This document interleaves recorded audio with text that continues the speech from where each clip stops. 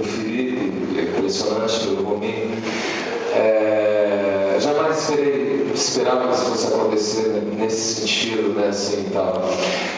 Ao longo desses anos todos, depois do fim da Legião, eu sempre recebia pedidos de autorização de textos do Renato, enfim, que estavam em músicas da Legião, sempre para livros didáticos, de colégio, enfim, segundo grau e de universidade também, e aquilo realmente me deixava muito um certo orgulho e perceber que aqui eu costumo cantar assim, aqui é melhor, né? E enfim, eu percebi que o que a gente tinha feito realmente estava entrando nas camadas da educação, enfim, da educação pública, e que aquilo para mim era motivo de grande satisfação e orgulho. Eu que larguei a vida acadêmica, eu estive na UNB durante um ano e sempre gostei muito de frequentar, de estudar, de estar sempre aprendendo, enfim, e pensando na vida, sendo regida pelos meus professores. Eu tive vários professores incríveis.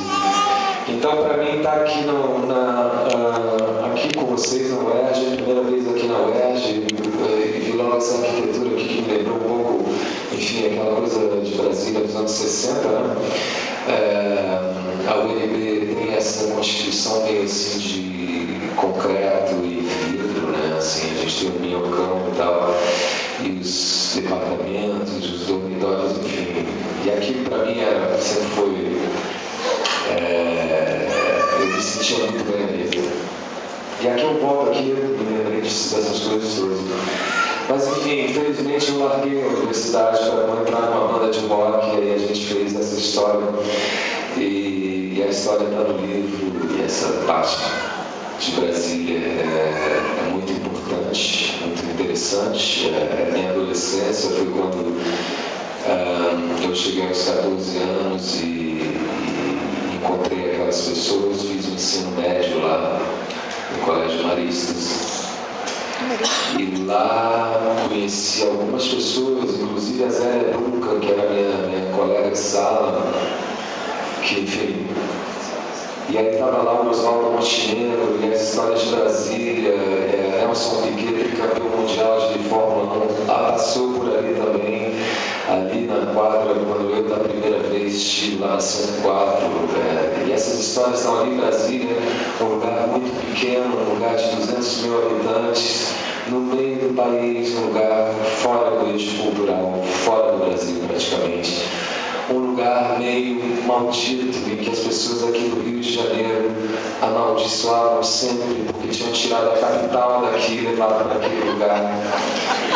E aí um dia eu vi que na Constituição de 1891, a primeira Constituição republicana, o terceiro parágrafo, o terceiro artigo dizia que a capital seria transferida para aquele lugar delimitado hoje como Distrito Federal, já lá em 1891, e que a capital, que então viraria uma cidade-estado, o Rio de Janeiro, e que acabou na cidade-estado, foi o Geisel, né, em 75. Enfim, Brasília, com seus 20 anos de idade, uma cidade em busca de identidade, uma cidade em busca de um lugar no mapa brasileiro que não fosse só notícia política em geral ruim, militares que tomavam conta do poder federal, aqueles ministros, aqueles deputados e senadores biônicos, aquela gente que a gente tanto queria não ver mais por perto. E Brasília é um lugar onde não havia muito o que fazer, a não ser de repente estudar. E a gente estudava. A gente matava aula também, mas a gente estudava muito. É um lugar onde a gente podia frequentar cinematecas, festivais de cinema, Herzog, Fassbinder, Jean Renoir e por aí, o cinema francês, italiano, alemão. E a gente ia para esses lugares porque não tinha muito o que fazer. E era bom, a gente juntava a turma e ia assistir esses filmes. A gente ia para a cena teatral de Brasília também, onde tinha os caras do irmão do Pereira, que era o irmão do Pereira, é o Pingo, J. Pingo. Ele fazia umas peças de teatro incríveis lá, foi onde eu vi o Aborto Elétrico, sei lá, a segunda vez. A peça chamava O Último Ano. Depois o J. Pingo virou nosso traficante, fornecedor de maconha também, mas deu, enfim, foi passageiro.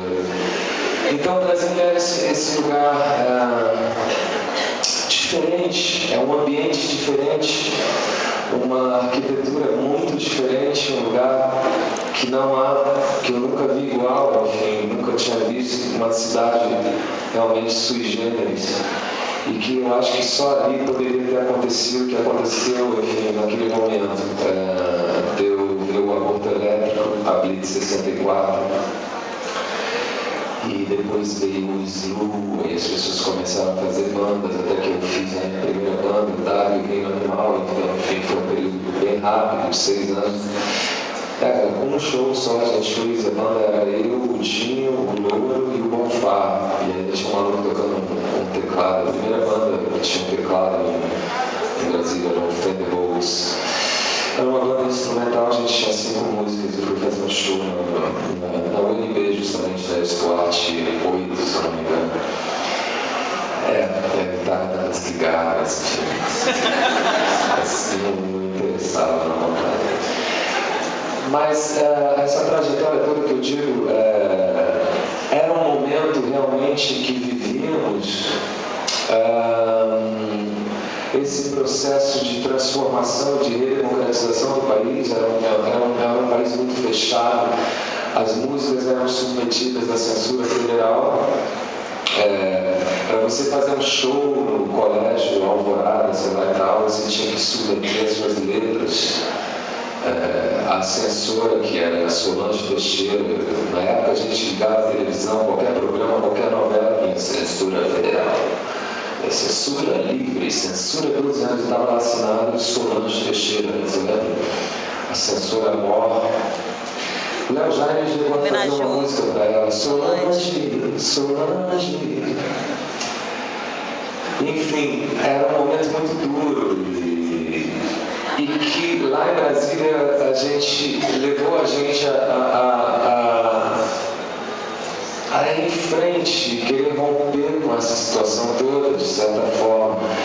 E através da música, basicamente através da música, da formação dos grupos, do público que vinha em volta, você, um adolescente, acabava adquirindo, tendo um rumo, vendo uma luz no fim do túnel, ou um caminho para você poder se expressar e de repente virar alguém naquele marasmo e naquela coisa cerceada, naquele momento difícil, difícil, sócio-politicamente, culturalmente difícil.